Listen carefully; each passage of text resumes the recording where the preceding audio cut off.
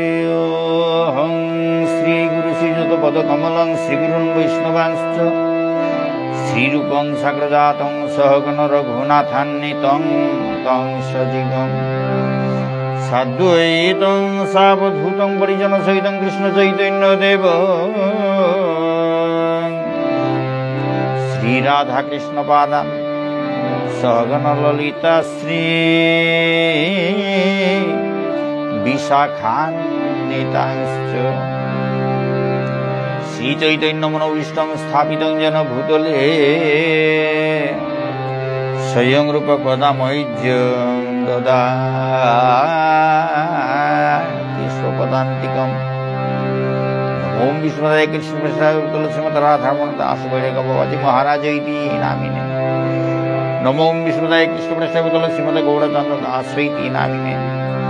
श्री राधा सम्मोहन शक्ति सगसंग निवासिनी त्वामं सततं वन्दे पराङ्गुरु रूपासखिं। त्रायस्व भो जगन्नाथ गुरु संग शरणवन्निनाथ दग्धमं कालदष्टं च त्वामं शरणं गतम्। पंचतत्त्वात्मकं कृष्णं भक्तरूपस्वरूपको भक्तावतारं भक्तैक्यं नमामि भक्तशक्तिकम्। वाञ्छाकल्पतरुभ्यश्च कृपा सिन्धुभ्येव च पतितानां पावनेभ्यो वैष्णवेभ्यो नमो नमः। जय रूप सनातन भट्ट रघुनाथ श्रीजीव गोपाल भट्ट दास रघुनाथ। हा कृष्ण करुणा सिंधु दीनबंधु जगतपते गोपेश गोपिका कांत राधाकांत नमोस्तुते। तप्त कांचन गौरांगी राधे वृंदावनेश्वरी वृषभानुसुतां देवी प्रणमामि हरिप्रिये। जयतां श्रुतो गौरवन्नमतर्गति सर्वस्वतां राधामदनमोहन दिव्यत वृंदारण्य कल्पद्रुमाद श्रीमद रत्नाकर सिंहासनस्थौ श्री श्री राधा श्रीवृंद देवो दशलवी शिवमानो स्मरामि।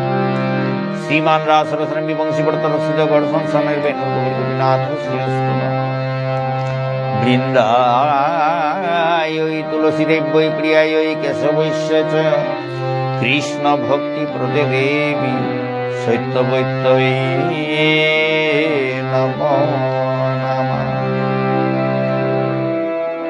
জয় শ্রী কৃষ্ণ চৈতন্য প্রভু নিত্যানন্দ শ্রী অদ্বৈত গদাধর শিবাসাদি গৌর ভক্ত বৃন্দ। জয় শ্রী কৃষ্ণ চৈতন্য প্রভু নিত্যানন্দ শ্রী অদ্বৈত গদাধর শিবাসাদি গৌর ভক্ত বৃন্দ। জয় শ্রী কৃষ্ণ চৈতন্য প্রভু নিত্যানন্দ শ্রী অদ্বৈত গদাধর শিবাসাদি গৌর ভক্ত বৃন্দ। হরে কৃষ্ণ হরে কৃষ্ণ কৃষ্ণ কৃষ্ণ হরে হরে হরে রাম হরে রাম রাম রাম হরে হরে হরে কৃষ্ণ হরে কৃষ্ণ কৃষ্ণ কৃষ্ণ হরে হরে হরে রাম হরে রাম রাম রাম হরে হরে হরে কৃষ্ণ হরে কৃষ্ণ কৃষ্ণ কৃষ্ণ হরে হরে হরে রাম হরে রাম রাম রাম হরে হরে হরে কৃষ্ণ হরে কৃষ্ণ কৃষ্ণ কৃষ্ণ হরে হরে হরে রাম হরে রাম রাম রাম হরে হরে হরে কৃষ্ণ হরে কৃষ্ণ কৃষ্ণ কৃষ্ণ হরে হরে হরে রাম হরে রাম রাম রাম হরে হরে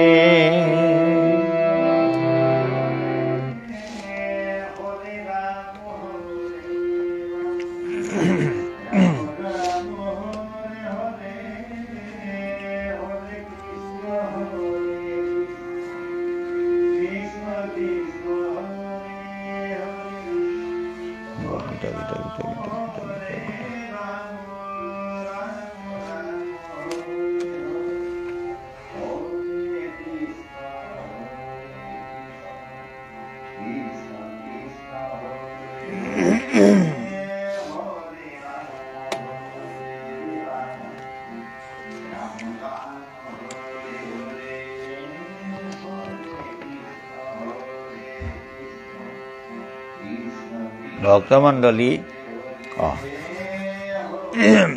সুধী ভক্তবৃন্দ, আমি এখন পাঠ করতে যাচ্ছি শ্রীমদ্ ভগবদ গীতা যথাযথ গ্রন্থের ৪র্থ অধ্যায় ২২ নম্বর শ্লোক। আমি যে গ্রন্থগুলো পাঠ করছি সেগুলো সব ইস্কনের প্রকাশিত, এবং যে অনুবাদ এবং তাৎপর্য লিখেছেন ইস্কনের প্রতিষ্ঠাতা অভয়চরণার বৃন্দ, ভক্তিবেদান্ত স্বামী প্রভুপাদ এবং তার শিষ্যবর্গ। পরম ভক্তের লেখা আমার ভালো লাগে। ভক্তের লেখা পড়লে ভক্তি বাড়ে, আমার খুব ভালো লাগে, তাই সবাইকে পড়ে শোনাচ্ছি।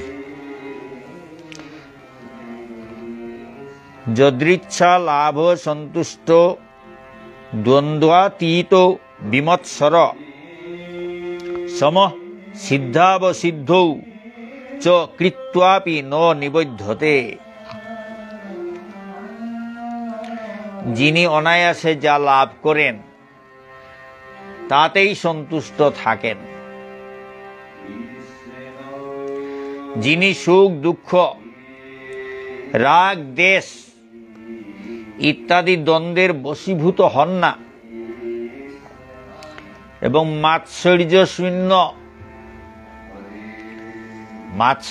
শূন্য, যিনি কার্যের সাফল্য এবং অসাফল্যে অবিচলিত থাকেন,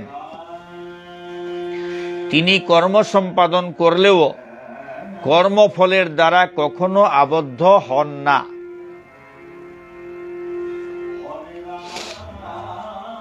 তাৎপর্য: শ্রীকৃষ্ণ ভাবনার অমৃত লাভ করেছেন যে মানুষ, তিনি তার শরীর সংরক্ষণের জন্য কোনো রকম প্রচেষ্টা করেন না, তিনি যা পান তাতেই সন্তুষ্ট থাকেন। অযাচিত ভাবে তার কাছে যা আসে তিনি কেবল তাই গ্রহণ করেন। তিনি ভিক্ষা করেন না, আবার ঋণও করেন না। তার সাধ্যানুসারে তিনি তার কর্তব্য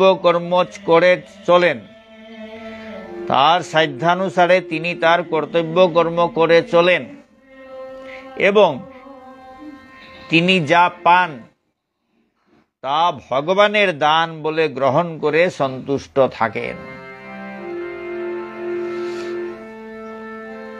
তাই তার জীবন ধারণের ব্যাপারে তিনি সম্পূর্ণভাবে উদাসীন। শ্রীকৃষ্ণের দাসত্বে বিঘ্ন হবে বলে তিনি অন্য আর কারো দাসত্ব করেন না। শ্রীকৃষ্ণের দাসত্বে বিঘ্ন হবে বলে তিনি অন্য আর কারো দাসত্ব করেন না। কিন্তু শ্রীকৃষ্ণের দাসত্ব করার জন্য তিনি যে কোনো রকম কাজ করতে প্রস্তুত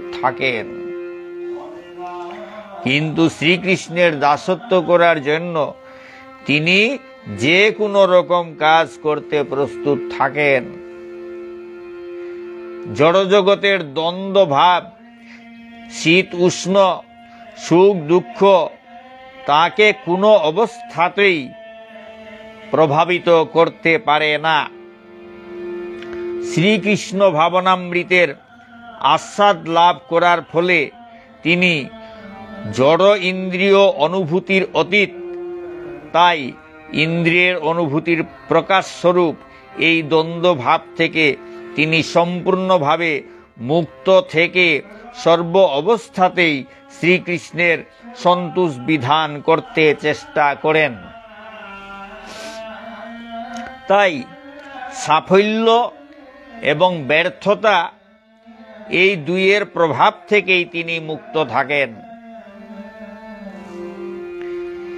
পূর্ণরূপে যিনি ভগবত তত্ত্ব জ্ঞান লাভ করেছেন তার মধ্যে এই সমস্ত লক্ষণগুলি প্রকট হয়।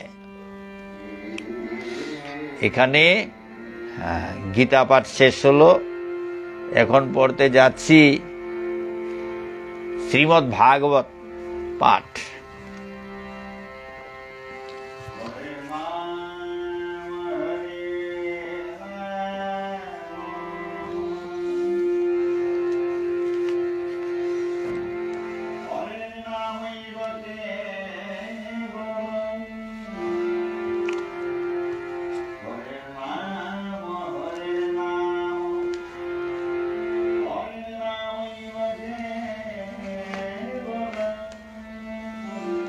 শ্রীমদ্ ভাগবতের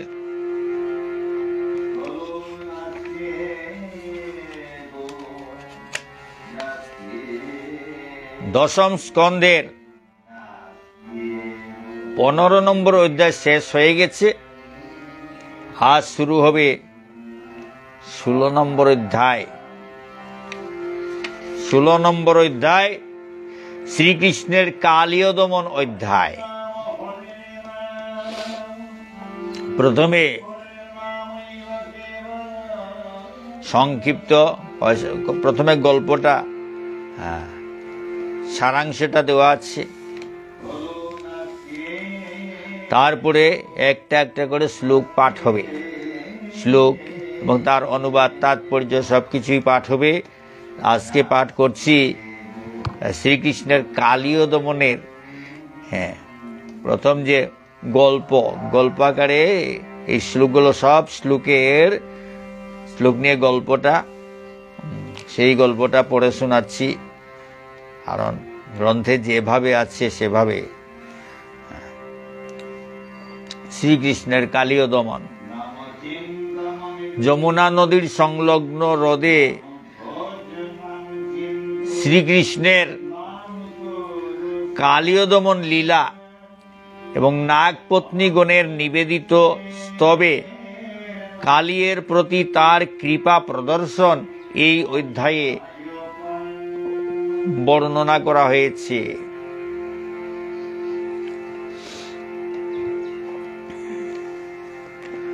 কালীর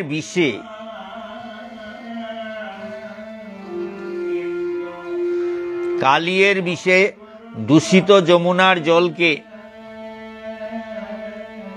পূর্ণ শুদ্ধির জন্য শ্রীকৃষ্ণ নদী তীরবর্তী একটি কদম্ব বৃক্ষে আরোহণ করে জলে লাফিয়ে পড়লেন।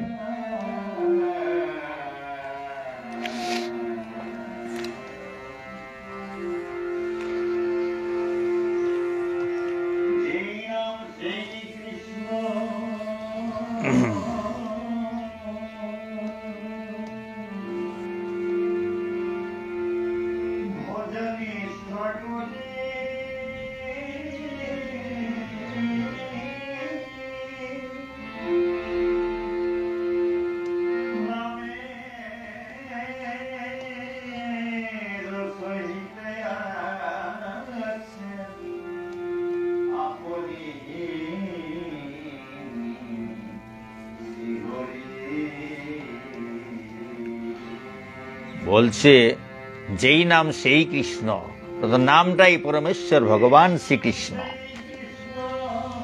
তাই সেই নামটাকে ভজন করার কথা বলছে। ভজন নিষ্ঠা করি, নামের সহিত আছেন আপনি শ্রীহরি। এই নামের সঙ্গেই স্বয়ং পরমেশ্বর ভগবান শ্রীহরি থাকেন। নামটাই ভগবান। তাই যেই নাম সেই কৃষ্ণ বলছে। কালীর বিষে দূষিত যমুনার জলকে পূর্ণ শুদ্ধির জন্য শ্রীকৃষ্ণ নদী তীরবর্তী একটা কদম্ব বৃক্ষে আরোহণ করে জলে লাফিয়ে পড়লেন। এরপর মত্তহস্তির মতো সেই জলের মধ্যে নির্ভয়ে ক্রীড়া করতে লাগলেন। তার নিজ আবাসে কৃষ্ণের অনধিকার প্রবেশ সহ্য করতে না পেরে কালীয় নাগ দ্রুত তার কাছে এসে তার বক্ষস্থলে দংশন করল, কামড় মেরে দিল। শ্রীকৃষ্ণের বক্ষে এসে সেই কালীয় নাগ এসে কামড় মেরে দিল, দংশন করলো। কৃষ্ণের সহচরেরা তা দর্শন করে জ্ঞান হারিয়ে ভূমিতে পতিত হলেন। সেই সময় ভূমিকম্প, উল্কাপাত এবং জীবের বাম অঙ্গ কম্পনের মতো নানা ধরনের অশুভ লক্ষণ ব্রজে দেখা দিল। বৃন্দাবনের অধিবাসীগণ ভেবেছিলেন আজকে বলরামকে ছাড়া কৃষ্ণ বনে গিয়েছে, না জানি তার কি মহা অনিষ্টই ঘটেছে।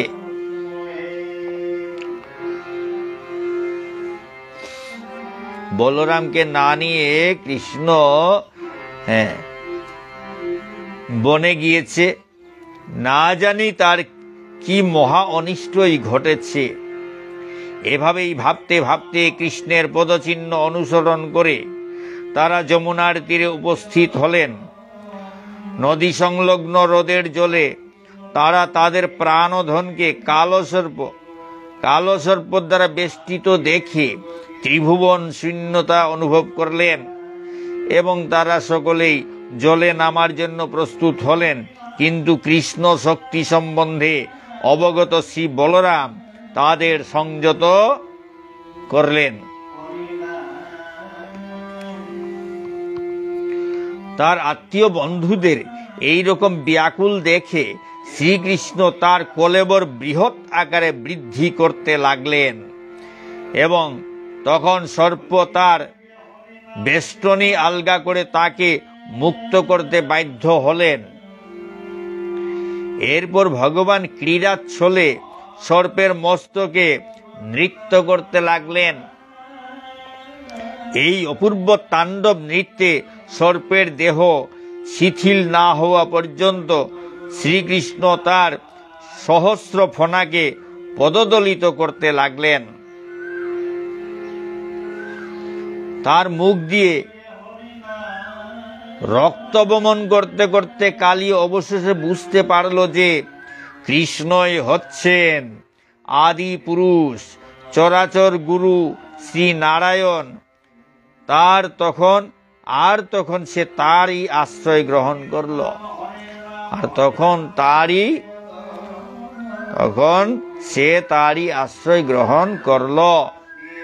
ভগবান শ্রীকৃষ্ণকে আদি পুরুষ, চরাচর গুরু শ্রী নারায়ণ জানতে পেরে সেই কালীয় নাগ পরমেশ্বর ভগবান শ্রীকৃষ্ণের চরণে আশ্রয় গ্রহণ করল। কালীয়কে অত্যন্ত পরিশ্রান্ত দেখে তার পত্নীগণ শ্রীকৃষ্ণের পাদপদ্মে প্রণতি নিবেদন করল। তারপর তাদের পতির মুক্তি লাভের আশায় শ্রীকৃষ্ণকে নানা রকম স্তব নিবেদন করে তারা বলল, আপনি আমাদের খলপতিকে যে অবস্থায় এনেছেন তা সমীচীনই হয়েছে।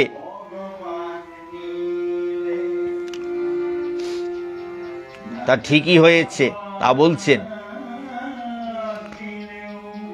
বাস্তবিক পক্ষে আপনার ক্রোধের দ্বারা সে পরম মঙ্গল লাভ করেছে।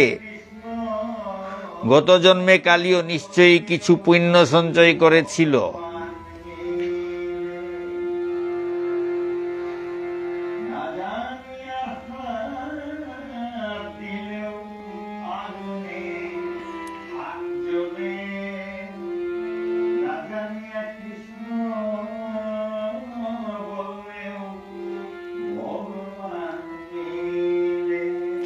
বলছে না জানিয়া হাত দিলেও আগুনে হাত জ্বলে, আর না জানিয়া কৃষ্ণ বললেও ভগবান মিলে। কৃষ্ণ বলা মাত্রই তো ভগবান মিলে যায়, কারণ যেই নাম সেই কৃষ্ণ, নামটাই তো ভগবান। গত জন্মে কালীয় নিশ্চয়ই কিছু পুণ্য সঞ্চয় করেছিল। ভগবানের পাদপদ্ম রেণু, যা স্বয়ং জগন্মাতা লক্ষ্মী দেবীরও দুর্লভ, আর সে তা মস্তকে ধারণ করেছে।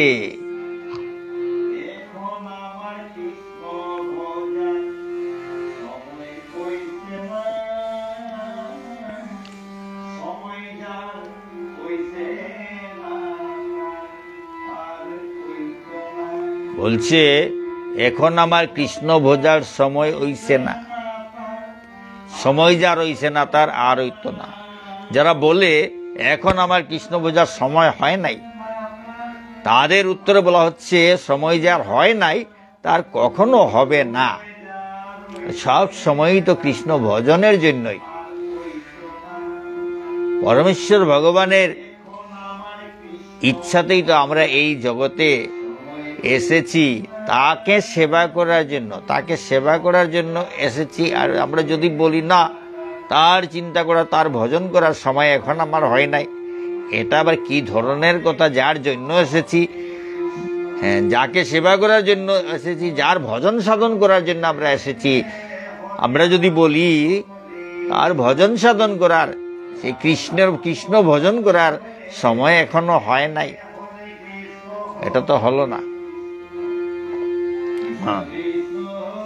আর ভজন সাধন না করে কি করব? যে ভজন সাধনের জন্য আমরা এসেছি, আমরা যদি বলি আমরা ভজন সাধন করব না, তাহলে কেন আসলাম?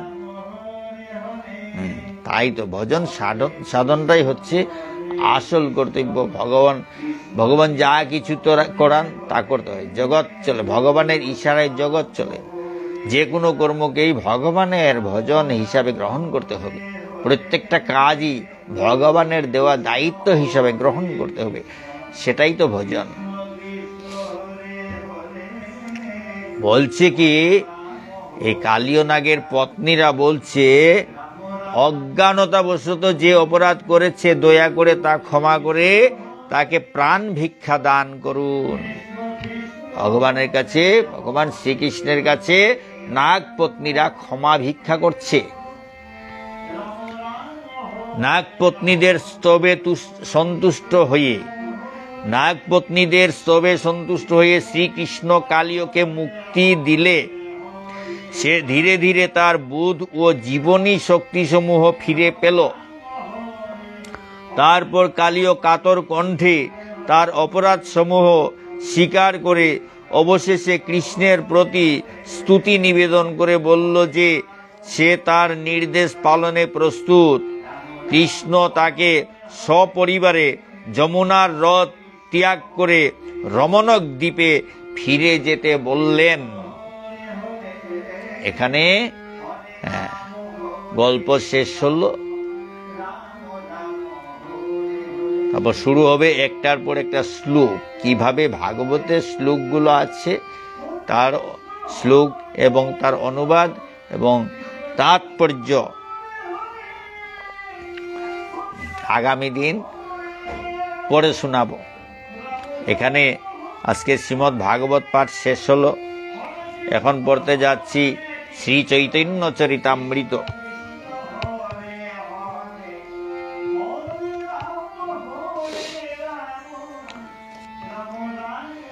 শ্রী চৈতন্য চরিতামৃত, শ্রী চৈতন্য চরিতামৃত, শ্রী চৈতন্য চরিতামৃত। পরমেশ্বর ভগবান শ্রীকৃষ্ণ যুগ ধর্ম প্রচার করা এবং শ্রীমতী রাধারানী তার সঙ্গে, শ্রীকৃষ্ণের সঙ্গে, শ্রীকৃষ্ণকে ভালোবেসে প্রেম করে কি আনন্দ পান তা জানার জন্য ভগবান এসেছিলেন এবং যুগ ধর্ম প্রচার করার জন্য এসেছিলেন এবং ধর্ম সংস্থাপন করার জন্য তিনি এসেছিলেন। আর গীতাতে তিনি বলেছেন যদা যদা হি ধর্মস্য গ্লানির্ভবতি ভারত অভ্যুত্থানম ধর্মস্য তদাত্মানং সৃজাম্যহম পরিত্রাণায় সাধূনাং বিনাশায় চ দুষ্কৃতাম ধর্ম সংস্থাপনার্থায় সম্ভবামি যুগে যুগে। তিনি ধর্ম সংস্থাপন করার জন্য এসেছিলেন। শ্রীরাধার, শ্রীমতী রাধারানীর ভাব কাঁদে। কারণ রাধা, শ্রীমতী রাধারানী পরমেশ্বর ভগবান শ্রীকৃষ্ণের সঙ্গে কি প্রেম করে কি আনন্দ আস্বাদন করতেন তা জানার জন্য শ্রীকৃষ্ণ রাধা হয়ে গেলেন। শ্রীমতী রাধারানীর ভাব কান্তি নিয়ে মহাপ্রভুর মধ্যে কৃষ্ণ আছেন এবং শ্রীমতী রাধারানী আছেন। রাধা কৃষ্ণ দুজন মিলে মহাপ্রভু হয়েছেন। তিনি কিভাবে ভজন করতে হয়, কৃষ্ণ ভজন করতে হয় তা শিক্ষা দিয়েছেন। ভক্ত রূপ নিয়েছেন ভগবান। সেই শ্রী চৈতন্য চরিতামৃত, এই চৈতন্য চরিতামৃতে সব কিছু ব্যাখ্যা করা হয়েছে। স্বয়ং ভগবান তার পার্ষদ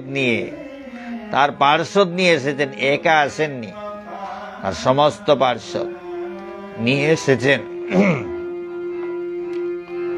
সবার কাছে কাজ বন্টন করেছেন।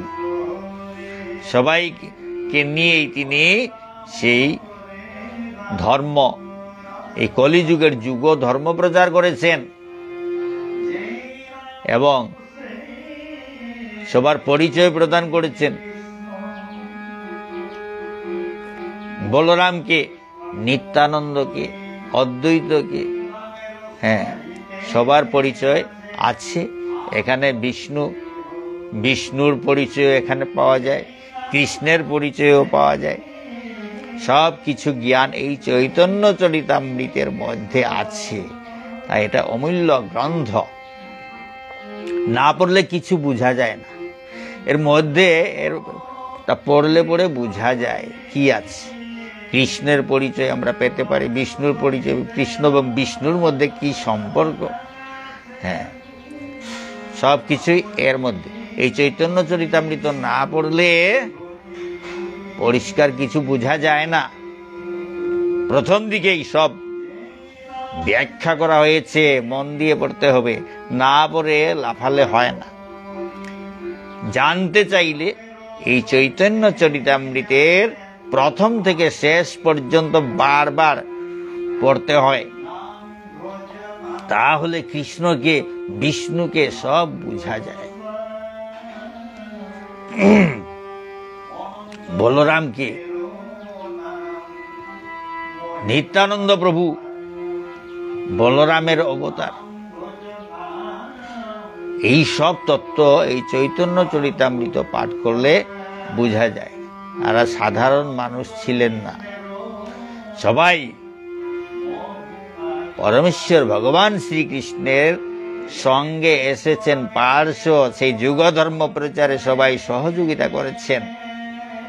চৈতন্য চরিতামৃত পাঠ না করলে কোনো কিছুই বোঝা যায় না। চৈতন্য মহাপ্রভুর মর্ম বোঝা যায় না, তিনি কি করলেন তা কিছুই বোঝা যাবে না। চৈতন্য চরিতামৃতে শ্রী চৈতন্য মহাপ্রভু কে? তিনি যে পরমেশ্বর ভগবান শ্রীকৃষ্ণের অবতার, স্বয়ং চৈতন্য মহাপ্রভু রূপে পরমেশ্বর ভগবান অবতীর্ণ হয়ে যুগ ধর্ম প্রচার করলেন, যুগল ভজন শিক্ষা দিলেন। না পড়লে কোনো কিছুই বোঝা যায় না, তাকে জানা যায় না। তাকে জানতে হলে এই চৈতন্য চরিতামৃতে ডুব দিতে হয়। যাই হোক, গতদিন আমরা পড়েছি শ্রী চৈতন্য চরিতামৃতের আদিলীলা দ্বিতীয় পরিচ্ছেদ।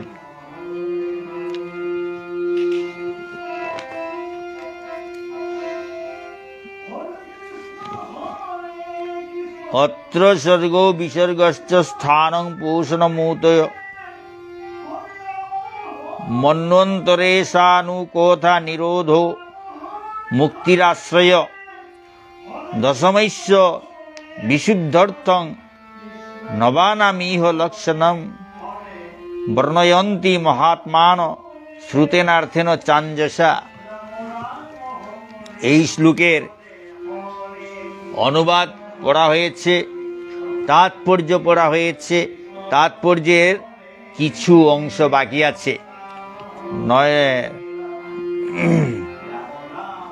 9 নম্বর পর্যন্ত। এখানে যে স্বর্গ, বিসর্গ, স্থান, পুষণ, উত, মন্বন্তর, ঈশানু কথা, নিরোধ, এইসব পড়া হয়েছে।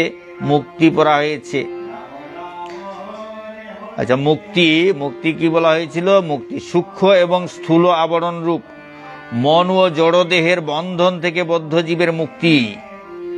আত্মা যখন সব রকমের জড় আসক্তি পরিত্যাগ করে সূক্ষ্ম এবং স্থূল জড় শরীরের বন্ধন থেকে মুক্ত হয়, তখন সে তার চিন্ময় স্বরূপে চিৎজগতে প্রবেশ করে এবং বৈকুণ্ঠলোক বা কৃষ্ণলোকে ভগবানের প্রেমময়ী সেবায় যুক্ত হয়। ভগবানের সেবক রূপে জীব যখন তার নিত্য স্বরূপে অধিষ্ঠিত হয়, তখন তাকে বলা হয় মুক্ত।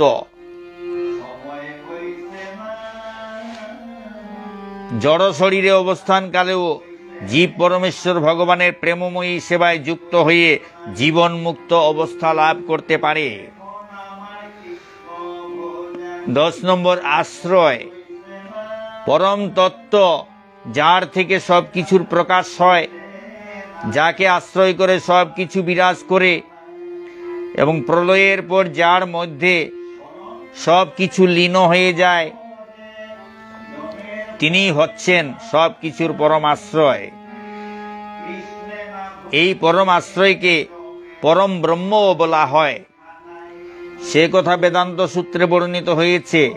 শ্রীমদ্ ভাগবতে পরম ব্রহ্মকেই বিশেষ করে আশ্রয় বলে বর্ণনা করা হয়েছে। শ্রীকৃষ্ণই হচ্ছেন এই আশ্রয়। তাই জীবনের পরম প্রয়োজন হচ্ছে কৃষ্ণ তত্ত্ব বিজ্ঞান অধ্যয়ন করা।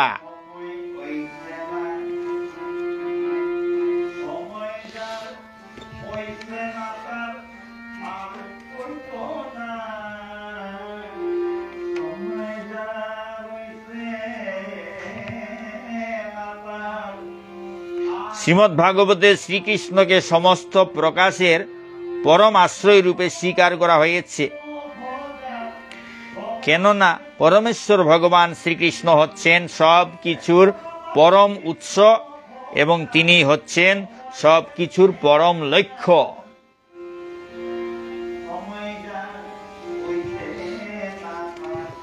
এখানে দুটি তত্ত্বের কথা বিশেষভাবে বিবেচনা করতে হবে। একটি হচ্ছে আশ্রয় তত্ত্ব এবং অপরটি আশ্রিত তত্ত্ব। আশ্রিত আশ্রয়ের অধীনে বিরাজ করে। শ্রীমদ্ ভাগবতের প্রথম 9টি স্কন্ধে বর্ণিত সৃষ্টি থেকে শুরু করে মুক্তি পর্যন্ত পুরুষাবতার, ভগবানের অন্যান্য অবতার, তটস্থা শক্তি বা জীব, বহিরঙ্গা শক্তি বা জড় জগৎ, এ সমস্ত কিছুই আশ্রিত। কিন্তু শ্রীমদ্ ভাগবতে সমস্ত স্তুতির পরম লক্ষ্য হচ্ছেন আশ্রয় তত্ত্ব পরমেশ্বর ভগবান। শ্রীমদ্ ভাগবতের বর্ণনায় পারদর্শী মহাত্মারা অত্যন্ত দক্ষতার সঙ্গে অন্য 9টি তত্ত্বের ব্যাখ্যা করেছেন। তারা কখনো সরাসরি ভাবে সেগুলির বিস্তৃত ব্যাখ্যা করেছেন, আবার কখনো বা গল্পচ্ছলে সেগুলি বর্ণনা করেছেন। এই বর্ণনাগুলির প্রকৃত উদ্দেশ্য হচ্ছে পরম ব্রহ্ম শ্রীকৃষ্ণ সম্বন্ধে যথাযথভাবে অবগত হওয়া, কেননা তিনি হচ্ছেন জড় এবং চেতন উভয় জগতের পরম আশ্রয়।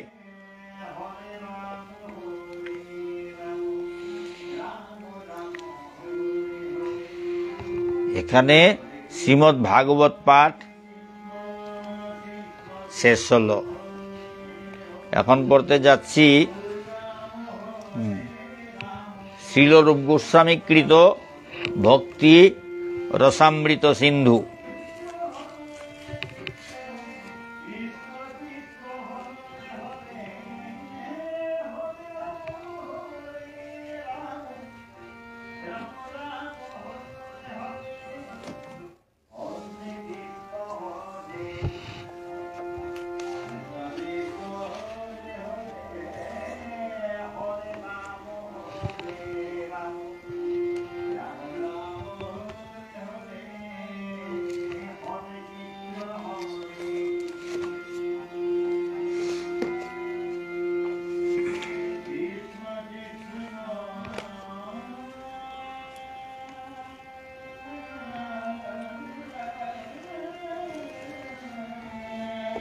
ভক্তি রসামৃত সিন্ধু। সদ্গুরুর কাছ থেকে দীক্ষা গ্রহণ এবং তার কাছ থেকে শিক্ষা লাভ। ঋষি প্রবুদ্ধ মহারাজ নিমিকে আরো বলেন, হে রাজন, শিষ্য শ্রী গুরুদেবকে কেবল গুরুরূপেই স্বীকার করবেন না, তাকে পরমেশ্বর ভগবানের প্রতিনিধি পরমাত্মা রূপে দর্শন করা উচিত। অর্থাৎ শিষ্যের কর্তব্য হচ্ছে শ্রী গুরুদেবকে পরমেশ্বর ভগবান বলে মনে করা, কেননা তিনি হচ্ছেন শ্রীকৃষ্ণের বাহ্য প্রকাশ। সমস্ত শাস্ত্রে এই কথা বলা হয়েছে এবং শিষ্যের কর্তব্য হচ্ছে সেইভাবেই শ্রী গুরুদেবকে গ্রহণ করা। গভীর নিষ্ঠা সহকারে শ্রীমদ্ ভাগবত পাঠ করা উচিত এবং শ্রী গুরুদেবের প্রতি গভীরভাবে শ্রদ্ধাপরায়ণ হওয়া উচিত।